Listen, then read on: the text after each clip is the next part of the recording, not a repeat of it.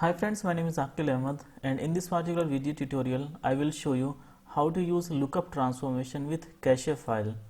So the agenda of today's video tutorial is how we can use the lookup transformation with cache file in SSIS. So let's jump to the demo. Normally when we use the lookup transformation in our SSIS packages, so the reference table should be in the OLEDB destination. So the OLEDB destination can be, for example, a SQL Server table. So you can use a OLEDB connection manager and you can point to that SQL Server table. So you can have a join between your source data set and between the reference table, and usually the reference table is a SQL Server table which is stored on a SQL Server database. Now suppose think of a scenario that you have two CSV files or maybe Excel file or some XML file. Okay, so you have different type of file, but you don't have the SQL Server, or maybe you don't have the permissions on the SQL Server and you want to compare two files together. Okay, so to compare the data we can use the lookup transformation, but now because we don't have the access on the SQL Server, then how we can read the data as a reference table in the lookup transformation? So to overcome this kind of issue, what we can do, we can load the data from a source into a cache file using the cache transformation in SSIS, and I have created a video on this one, like how to load the data into a cache file using the cache transformation, and I will share the link of that video in the description of the video, and you will also be seeing an icon on the top side of the video, so you can just click on that one and can watch that video. And in this particular video I will show you how you can use the cache file as a reference data set in the lookup transformation, and then we can match the data from a CSV file between the cache file, and then we can insert the matched records into one CSV file and unmatched records to another CSV file. So we won't be using the SQL Server at all in this particular example. I have a CSV file emails.csv which will be used as a source file. So this file contains 1000 records and the ID starts from 1 and it goes up to 1000. So there are 1000 records in this particular file, and then I got a cache file in the cache folder. So the file name is cache_email.caw, and if I show you this particular file, so this is a cache file and this file contains 501 records. So when we will do a join between the CSV file and this file using the lookup transformation, then 501 records should go into the matched records file and 499 records should go into the unmatched records file. So let me open the SSIS package. So this is my blank SSIS package that I will be using today, and because we need to load the data from a CSV file and need to export the data, so we will be using a data flow task. So let me just drag and drop the data flow task into the control flow window, and then we can configure the data flow task. Because we need to read the data from a CSV file, so we can use a flat file source here. So I can just drag and drop the flat file source into the data flow task, and then I can configure the flat file source. I can click new to create a new flat file connection manager, and I will call the connection manager as flat file. I can browse the source file. So the source file is situated inside D files location and the file type is CSV, and this is the file emails.csv. So I will select this file from here. If I click on preview, so I can see that data seems good here. We have ID, first name, last name, email and gender columns in the source file. So I can click on OK, OK. And now we need to use the lookup transformation. So maybe I can type lookup here. So I can just drag and drop the lookup transformation into the data flow task.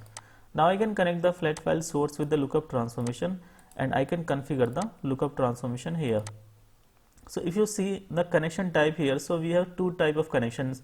The default one is the OLEDB connection which we normally use, and then we can select the table from a SQL Server database. So this is I have used so far, and now in this video we can use the cache connection manager. So the cache connection manager can be used to select the data from a cache file. So when you click on this one, cache connection manager, so you can see a message here, the connection type has changed, select a connection manager on the connection page. Okay, and then there is an option specify how to handle rows with no matching entries. So we will select the redirect rows to no match output. So this will redirect the rows to another output. So I can go to the connection here, and from the cache connection manager I can click new to create a new cache connection manager, and I can select this option use cache file. So I will click on this one, and then I can browse the cache file. So my cache file is situated inside cache file folder.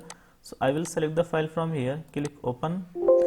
It is saying, do you want to remove all the existing column metadata and add new metadata from the specified file? So I can click OK, and now if I go to the column, so you can see that the index position is 1 for the ID. So when I created this particular file, so I put the index position to 1 for the ID, because we need to ID in a join in the lookup transformation. So I will leave this one as it is, and I can click on OK. And now we can go to the columns, and we can make the join between the source CSV file and between the cache file. So we can do a join on the ID column, because ID column is unique, and we can do a join on multiple columns as well, but in this particular example I will do a join on the ID. If you want to select some extra columns from the lookup transformation table, so you can select those columns, and if you do not want to select, then you can leave the columns as it is. So what will happen, it will select all the columns from the source, and it won't select any column from the lookup transformation. Okay, but if you are interested to select some columns, then maybe you can select one of the columns. So let me select the email column from here. Although we already have an email column from the source, because we already have an email column from the source, and if you are taking the email column from the lookup transformation as well, so we can call the new column from the lookup transformation as email underscore lookup. Okay, and now I can click on OK. So we have configured the lookup transformation, and now we want to write the data into the CSV files. So we can use the flat file destination here. So we can use the two flat file destination, and then I can connect the lookup transformation with one of the flat file destination, and I will select the option as lookup match output. Okay, and maybe we can call it as match output, and then we can configure this one. I can right click and click on edit. I can click new to create a new flat file connection manager, click OK, and now I will call the connection manager as matched records. Okay, and then we can browse the file. So what we will do, we will actually create the destination files in the destination folder. So I will create two files here.